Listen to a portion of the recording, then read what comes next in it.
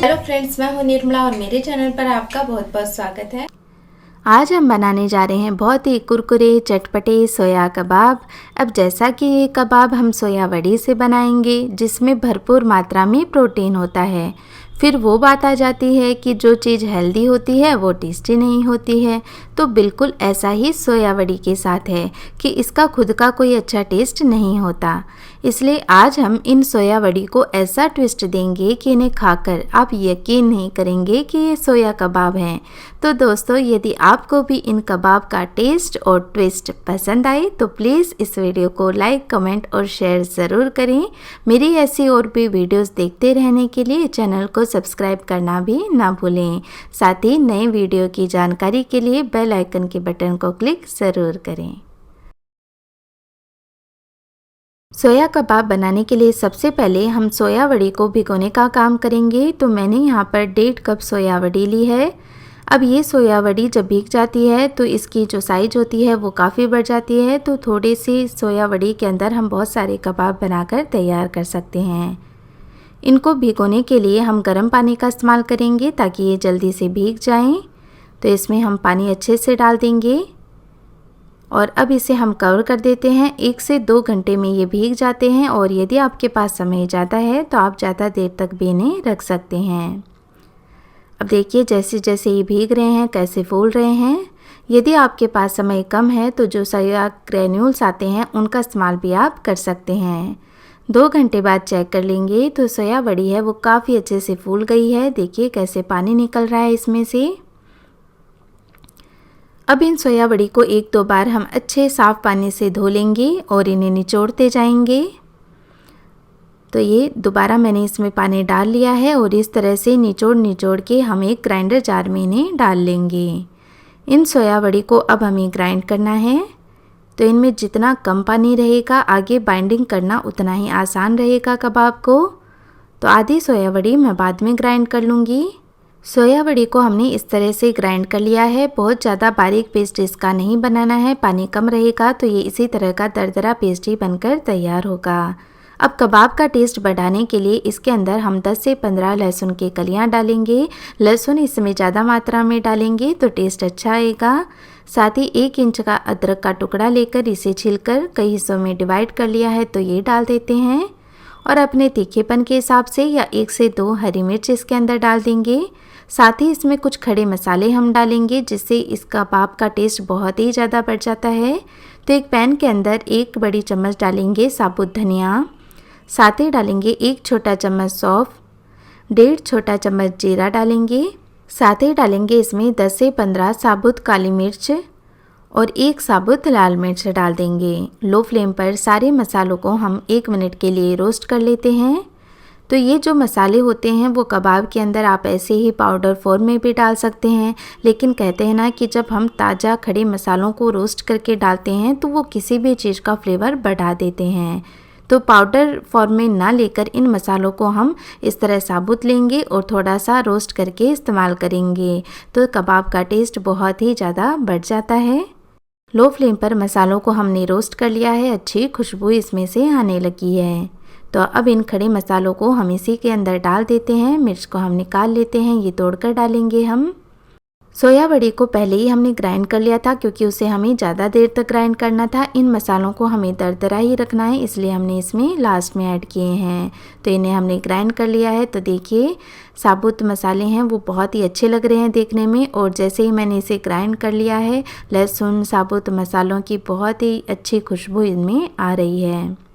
और इसी blender jar में मैं क्या करूँगी, जो सोया वड़ी बच गई थी उन्हें भी ग्राइंड कर लूँगी। तो इन्हें भी हम निकाल लेते हैं। तो सोया वड़ी मसाले वगैरह सब अच्छे से ग्राइंड होकर तैयार हैं। तो बाकी चीज़ें इसमें ऐड कर लेते हैं। तो हम इसमें डालेंगे 1 बड़ी साइज़ का प्याज जिसे मैंने कद्दूकस करके लिया है। इस तरह प्याज को कद्दूकस करके लेने से जो कबाब होते हैं उनकी जो शेप होती है वो बहुत ही आसानी से होल्ड हो जाती है और अच्छा टेस्ट भी इस तरह से आता है। तो एक बड़ी साइज़ का प्याज है। प्याज का टेस्ट इसमें बहुत ही अच्छा लगता है। साथ ही मैं एक कद्दूकस करके ही आलू ले रही हूँ। ये बड़ी साइज़ का ही आलू लिया है मैंने। इसे कद्दूकस करके 3-4 बार अच्छे से पानी से धो लिया था, जिससे कि इनका स्टार्च निकल गया है। तो इस आलू की वजह से कबाब का टेस्ट बहुत ही ज़्यादा अच्छा आता है और बहुत ही अच्छा क्रिस्पीनेस भी मिलता है। अब कुछ बारीक कटी हुई धनिया की पत्ती इसमें ऐड कर लेते हैं और बाकी बचे मसाले भी ऐड करेंगे। तो मसालों में हम लेंगे 1 छोटा चम्मच लाल मिर्च का पाउडर, 1/4 छोटा चम्मच हल्दी डालेंगे, जिससे कबाब देखने में बहुत ही अच्छे लगेंगे, और 1.5 छोटा चम्मच इसमें डालेंगे आमचूर का पाउडर, जिससे इन कबाब को बहुत ही अच्छी खटाई मिलेगी। और खटाई देना बहुत ही ज़रूरी है इन कबाब को, जिससे कि इसका जो फ्लेवर है वो बहुत ही ज़्यादा अच्छा है। यदि आप आमचूर पाउडर का इस्तेमाल नहीं करना चाहते हैं तो नींबू के जूस का इस्तेमाल भी कर सकते हैं। 1 छोटा चम्मच गरम मसाला डाल देंगे, स्वाद के हिसाब से नमक डाल लें, और अब इसमें अच्छे फ्लेवर के लिए और साथ ही बाइंडिंग लाने के लिए 2 चम्मच हम बेसन डालेंगे, और इन कबाब को और भी अच्छा क्रिस्पी बनाने के लिए 2 चम्मच इसमें डालेंगे कॉर्नफ्लावर या कॉर्न स्टार्च। तो हमने फ़िलहाल 2-2 चम्मच ही लिए हैं, दोनों की मात्रा ज़रूरत के अनुसार हम बाद में ले लेंगे। पहले हल्के हाथों से सारी चीज़ों को मिक्स कर लेते हैं कि हम इस मिश्रण के अंदर नमक मिला चुके हैं और सोया बड़ी है वो भीगी हुई है, साथ ही आलू और प्याज हमने लिए हैं। तो बहुत ज़्यादा प्रेस यदि इनको करेंगे तो इनमें से पानी रिलीज़ होने लगेगा, तो बहुत ही हल्के हाथों से ही इन्हें मिक्स करें। तो अभी हम बाइंड करके देख लेते हैं। तो ये देखिए बाइंड तो हो रहा है, लेकिन हल्की से इसमें कसर बाकी है।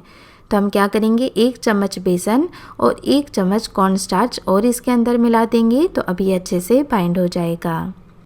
यदि आप कॉर्न स्टार्च का इस्तेमाल नहीं करना चाहते हैं तो सिर्फ बेसन का इस्तेमाल करके भी ये कबाब बना सकते हैं। अब अच्छे से मिक्स कर लिया है और अब इसकी जो शेप है वो काफ़ी अच्छे से होल्ड हो रही है। बहुत ज़्यादा बेसन या कॉर्न स्टार्च मिलाने से भी कबाब का टेस्ट अच्छा नहीं आता है, तो जितना कम हो सके उतने कम ये चीज़ें मिलाएं। तो देखिए काफ़ी अच्छे से अब हम इसे शेप दे पा रहे हैं, बिल्कुल भी इसमें क्रैक्स नहीं आ रहे हैं। तो अब हाथों को वॉश कर लेते हैं और एक कटोरी में ले लेते हैं पानी।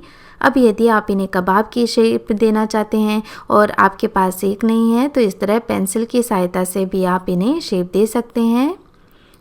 तो इस तरह थोड़ा सा मिश्रण पहले हाथों में ले लेंगे और पेंसिल के ऊपर इसे इस तरह घुमाते हुए सेट कर लेंगे।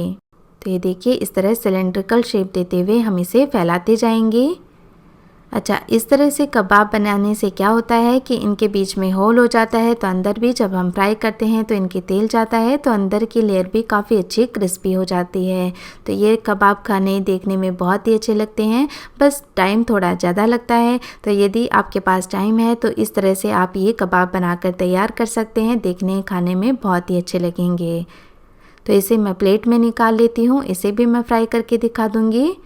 और यदि आपके पास टाइम कम है तो क्या करना है कि मेरी तरह इस तरह थोड़ा सा पोर्शन ले लें और बस इसे एकदम टिकिया की शेप दे लें। बहुत ज़्यादा मोटा नहीं रखेंगे, बहुत ज़्यादा मोटा रखने से क्या होता है कि अंदर की जो लेयर होती है वो तो कच्ची रह जाती है, बाहर से ये पक जाते हैं। तो इस तरह की साइज हम इसे दे लेंगे, मोटाई आप देख लें। तो बस इसी तरह कुछ कबाब बनाकर तैयार कर लेते हैं। पहले इन्हें फ्राई करते जाएंगे, बाकी और बनाते जाएंगे। तेल को हमने गरम कर लिया है और जब हम हाथ को ऐसे ऊपर कर रहे हैं तो हल्की हीट तेल के ऊपर आ रही है। चाहे तो थोड़ा सा पोर्शन लेकर भी चेक कर सकते हैं, लेकिन हमें गैस का फ्लेम लो ही रखना है। लो फ्लेम पर इन कबाब को हम धीरे धीरे फ्राई करेंगे। तो जो कबाब हमने बना लिए हैं उन्हें हम तेल में डाल देंगे और एक साथ बनाते जाएंगे और एक साथ ही फ्राई करते जाएंगे। ये कुछ कबाब हमने डाल दिए हैं पैन के अंदर, लो फ्लेम पर इन्हें फ्राई कर लेते हैं। यदि आप इन्हें हेल्दी बनाना चाहते हैं तो कम तेल के अंदर इन्हें शैलो फ्राई करके भी ले सकते हैं। ये देखिए बहुत ही अच्छा कलर आने लगा है, इन्हें पलट देते हैं। तो ये कबाब फ्राई होते जाएंगे, साइड बाय साइड हम दूसरे कबाब भी बनाते जाएंगे। तो एकदम बढ़िया सी इसकी शेप है वो एकदम अच्छे से होल्ड हो रही है, बिल्कुल भी नहीं बिखरे हैं। तो इन टिप्स को आप ध्यान में रखेंगे तो बहुत ही अच्छे कबाब बनकर तैयार हो जाते हैं। दूसरा, इन कबाब को यदि आप स्टोर करके रखना चाहते हैं तो स्टोर भी कर सकते हैं। फ्रिज में आप इन्हें पहले से ही बना कर रख दें और जब आपको सर्व करना हो तब आप इन्हें फ्राई कर सकते हैं। लेकिन ध्यान रखना है 1 से 2 दिन से ज़्यादा इन्हें ना रखें। यदि आप रात को इन्हें बनाना चाहें तो सारी प्रिपरेशन आप दिन में ही करके रख दें और रात को फिर इन्हें फ्राई करके गर्मा गर्म सर्व करें। तो पहले वाले कबाब थोड़े फ्राई हो चुके हैं, तो मैं दूसरा कबाब भी बनाकर डाल देती हूँ इसके अंदर। और ये देखिए बहुत ही अच्छे से दोनों साइड से कलर इनका आ गया है, एकदम लाल लाल हो गए हैं, बहुत ही क्रिस्पी हो गए हैं ये। तो इन्हें हम एक जाले में निकाल लेते हैं। तो इस तरह से आप खड़े मसाले लेकर, आलू और प्याज लेकर ये कबाब बनाएंगे तो कोई यकीन ही नहीं करेगा कि इनको हमने सोया बड़ी से बनाया है। इन कबाब को हम साइड में रख देते हैं और बाकी के कबाब भी हम इसी तरह फ्राई करके तैयार कर लेते हैं। ऐसा करने से जो तेल का टेम्परेचर होता है वो भी डाउन नहीं होता है या ज़्यादा नहीं होता है। तो जब तेल का टेम्परेचर एकदम परफेक्ट रहेगा तो जो कबाब हैं वो भी धीरे धीरे फ्राई होंगे तो बहुत ही अच्छे क्रिस्पी होंगे। और इस तरह से जब हम इन्हें फ्राई करते हैं और जो मिश्रण हमने बनाया है उस तरह से यदि आप बनाएंगे तो ये बहुत ज़्यादा तेल भी अब्जॉर्ब नहीं करेंगे। इन कबाब का टेस्ट हरी चटनी के साथ बहुत ही अच्छा आता है। तो हरी चटनी की रेसिपी मैं आपसे पहले ही शेयर कर चुकी हूँ, तो उसका लिंक मैं डिस्क्रिप्शन बॉक्स में दे दूँगी, आप वहाँ जाकर चेक कर सकते हैं। सारे कबाब हमने इसी तरह बनाकर तैयार कर लिए हैं। एक कबाब मैं आपको तोड़कर दिखाती हूँ, तो देखिए कितने क्रिस्पी बने हैं, अंदर से भी काफ़ी अच्छे से ये पक गए हैं। तो आप भी इस तरह से ये टेस्टी टेस्टी क्रिस्पी कबाब बनाएं और इनका मज़ा उठाएं। और यदि आज का ये वीडियो देखकर आपको हुई है थोड़ी सी भी खुशी तो प्लीज़ लाइक का बटन ज़रूर दबाएं। अपना कीमती समय देने के लिए आपका बहुत बहुत धन्यवाद। मिलते हैं एक और नई वीडियो के साथ, तब तक रखें अपना ढेर सारा ख्याल।